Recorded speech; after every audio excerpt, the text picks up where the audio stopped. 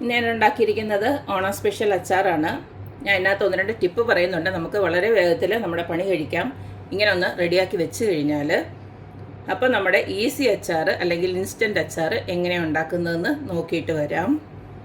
Onam special അച്ചാർ ഉണ്ടാക്കാനായിട്ട് ഞാൻ 2 ഐറ്റമാണ് റെഡിയാക്കി വെച്ചിരിക്കുന്നത്. ഒന്ന് മാങ്ങയും റെഡിയാക്കി വെച്ചിട്ടുണ്ട്, ഒന്ന് നാരങ്ങ റെഡിയാക്കി വെച്ചിട്ടുണ്ട്.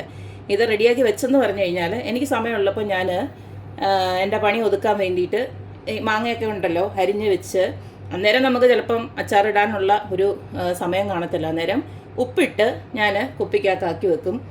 ഇതുപോലുള്ള കുപ്പികളിൽ, ഇങ്ങനെയുള്ള കുപ്പികളിൽ ആക്കി വെക്കും. ഇതിൽ നെസ്കഫയുടെ കുപ്പിയാണ്. ഇതുപോലുള്ള കുപ്പികളിലാക്കി വെച്ച് ഫ്രിഡ്ജിനകത്തങ്ങ് വെച്ചേക്കും.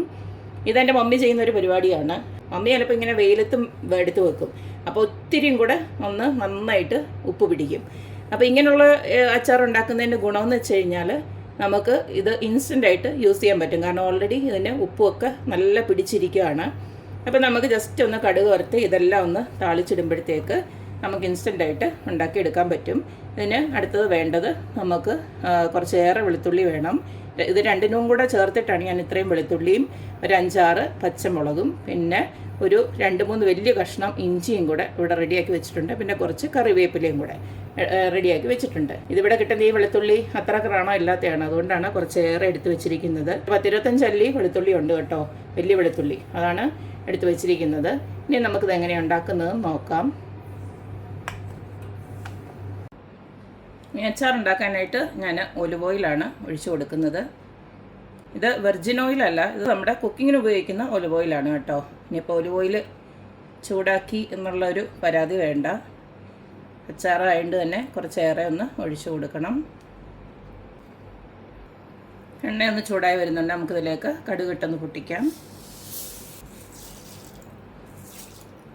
കടുക് പൊട്ടി വരുന്നുണ്ട്. നമ്മൾ അരിഞ്ഞു വെച്ചിരിക്കുന്ന എല്ലാം കൂടെ ഒരുമിച്ച് അങ്ങോട്ട് ഇട്ട് കൊടുക്കാം. ഞാൻ ഒരേ സൈസിലാണ് അരിഞ്ഞു വെച്ചിരിക്കുന്നത്, അതുകൊണ്ടാണ് ഒരുമിച്ചിട്ട് കൊടുക്കുന്നത്.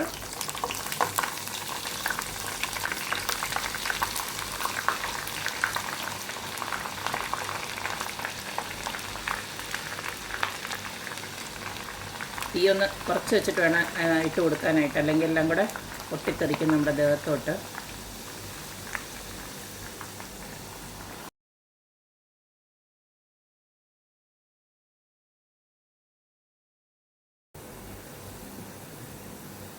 അപ്പോൾ നമ്മുടെ വെളുത്തുള്ളിയും ഇഞ്ചിയും പച്ചമുളകും കറിവേപ്പിലയൊക്കെ നന്നായിട്ട് മൂത്ത് വന്നിട്ടുണ്ട്. ഇനി തീ നന്നായി കുറച്ച് വെച്ചതിന് ശേഷം ഇതിനകത്ത് പൊടികൾ ഇട്ട് കൊടുക്കാം. എരിവിന് ആവശ്യമായിട്ടുള്ള മുളക് പൊടി ഇട്ട് കൊടുക്കുകയാണ്. കാശ്മീരി ചില്ലിയാണ് ഇട്ട് കൊടുക്കുന്നത്. ഞാൻ ഒരു 4 സ്പൂൺ വരെ ഇട്ട് കൊടുക്കുകയാണ്.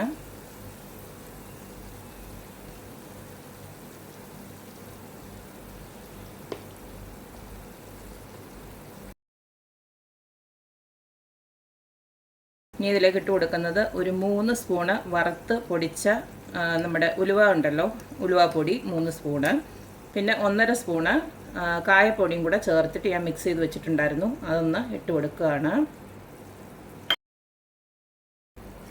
ഞാനിപ്പോൾ ഇതിലേക്ക് ഉപ്പിട്ട് കൊടുക്കുന്നില്ല. ഞാൻ ഓൾറെഡി ഉപ്പിട്ട് വെച്ചിരിക്കുകയെന്ന് ഞാൻ പറഞ്ഞില്ലേ. മാങ്ങയും നാരങ്ങയും ഞാൻ ഉപ്പിട്ട് വെച്ചിരിക്കുകയാണ്. അപ്പോൾ നമുക്ക് ഇത് അങ്ങോട്ട് ഒഴിച്ച് കൊടുത്തതിന് ശേഷം നമുക്ക് വേണമെന്ന് വെച്ച് കഴിഞ്ഞാൽ ഉപ്പിട്ട് കൊടുത്താൽ മതി, ആവശ്യമെങ്കിൽ മാത്രം. അത് ഒരുപാട് ഉപ്പായി പോയി കഴിഞ്ഞാൽ ശരിയാവില്ല. ഇതിലേക്ക് കുറച്ച് ഞാൻ വിനാഗിരിയോട് ഒഴിച്ച് കൊടുക്കുകയാണ്. കാരണം ഇതൊന്നും പെട്ടെന്ന് അങ്ങോട്ട് തീരത്തില്ലല്ലോ. കുറച്ച് ദിവസം ഇരിക്കണമെന്നുണ്ടെങ്കിൽ കുറച്ച് വിനാഗിരി ഒഴിച്ച് കൊടുക്കാം. നിങ്ങൾക്ക് പിന്നെ വിനാഗിരി ഒട്ടുമേ താല്പര്യമില്ല, വേഗത്തിൽ തീരുമെന്നുണ്ടെങ്കിൽ വിനാഗിരി ഒഴിച്ച് കൊടുക്കുകയും വേണ്ട. ഒരു 3 ടേബിൾ സ്പൂണ് വിനാഗിരി ഒഴിച്ച് കൊടുക്കുന്നുണ്ട്.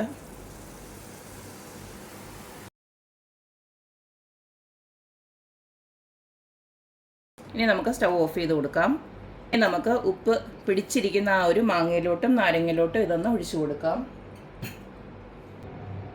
മാങ്ങയാണ് കുറച്ചേറെ ഉള്ളത്, അതുകൊണ്ട് അതിനകത്ത് വേണം കുറച്ചേറെ ആയിട്ട് ഒഴിച്ചു കൊടുക്കാനായിട്ട്.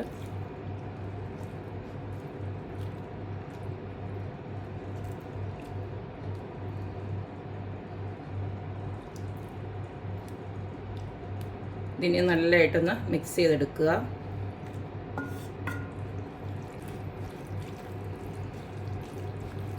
മിക്സ് ചെയ്തതിന് ശേഷം ഉപ്പ് വേണമെന്ന് വെച്ച് കഴിഞ്ഞാൽ കുറച്ച് ഉപ്പ് കൂടെ ഇട്ട് കൊടുത്ത് നമുക്കൊന്ന് ബാലൻസ് ചെയ്തെടുക്കാവുന്നതാണ്. അപ്പോൾ ഇത്രയേ ഉള്ളൂ, നമ്മുടെ ഇൻസ്റ്റൻ്റ് ആയിട്ടുള്ള അച്ചാർ ഇവിടെ റെഡി ആയിട്ടുണ്ട്. മാങ്ങയും നാരങ്ങയൊക്കെ ഇതുപോലെ ഒന്ന് സമയം കിട്ടുമ്പോൾ നേരത്തെ ഒന്ന് അരിഞ്ഞ് ഉപ്പ് പിടിപ്പിച്ച് വെച്ച് കഴിഞ്ഞാൽ വളരെ വേഗത്തിൽ തന്നെ അച്ചാറാക്കി എടുക്കാൻ പറ്റും. അപ്പോൾ ഓണത്തിനൊക്കെ സമയമുള്ളപ്പോൾ ഇതുപോലെ ഒന്ന് അരിഞ്ഞ് വെച്ച് റെഡിയാക്കി വെച്ച് കഴിഞ്ഞാൽ നിങ്ങൾക്ക് വേഗത്തിൽ തന്നെ ഇതൊക്കെ റെഡിയാക്കാം. പിന്നെ വേറെ ഒരു കാര്യം എന്ന് വെച്ച് കഴിഞ്ഞാൽ നമ്മളിതെല്ലാം ആക്കി വെച്ചല്ലോ, ആക്കി വെച്ചതിന് ശേഷം നമ്മൾ ഇതുപോലെ, ഞാനിപ്പോൾ ഇത് ആക്കി വെച്ചിരുന്ന ഒരു കുപ്പിയാണ് കേട്ടോ, ഇത് ഉപ്പ് പിടിച്ച് വെച്ചിരുന്ന കുപ്പിയാണ്. ഇതിലോട്ട് നമുക്ക് സ്റ്റോർ ചെയ്ത് വെക്കാവുന്നതാണ്. പ്ലാസ്റ്റിക് ബോട്ടിലിൽ ഒരിക്കലും അച്ചാർ സൂക്ഷിക്കരുത്. പകരം ഇങ്ങനത്തെ പൊട്ടുന്ന കുപ്പിയിലോട്ട് ആക്കി വെച്ച് കഴിഞ്ഞാൽ എത്ര നാൾ വേണമെങ്കിലും ഇരുന്നോളും. അപ്പോൾ ഇന്നത്തെ ഈ ഒരു അച്ചാർ റെസിപ്പി എല്ലാവർക്കും ഇഷ്ടമായെന്ന് കരുതുന്നു. അപ്പോൾ എപ്പോഴും പറയുന്ന പോലെ തന്നെ എൻ്റെ റെസിപ്പീസ് ഇഷ്ടമുള്ള എല്ലാവരും please like, share and subscribe. അപ്പോൾ ഇനി ഒരു അടിപൊളി വീഡിയോ ആയിട്ട് വരുന്നവരേക്കും ബൈ.